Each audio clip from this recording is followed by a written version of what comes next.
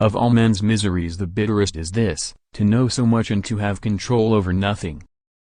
It is better by noble boldness to run the risk of being subject to half of the evils we anticipate than to remain in cowardly listlessness for fear of what might happen.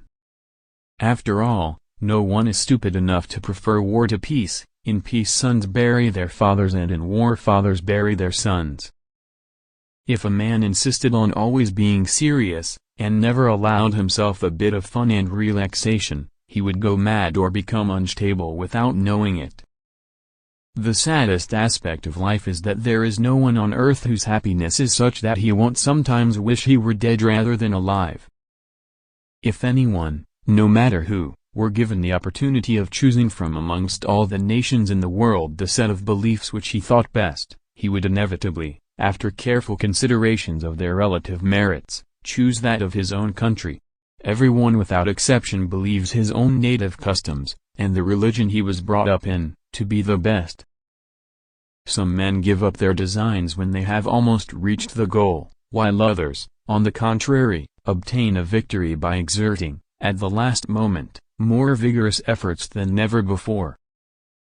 But this I know, if all mankind were to take their troubles to market with the idea of exchanging them, anyone seeing what his neighbor's troubles were like would be glad to go home with his own.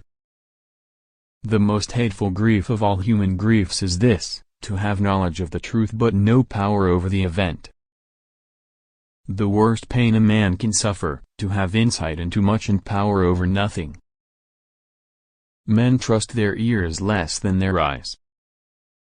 Force has no place where there is need of skill. In peace, children inter their parents, war violates the order of nature and causes parents to inter their children. Historia, inquiry, so that the actions of people will not fade with time. Great deeds are usually wrought at great risks.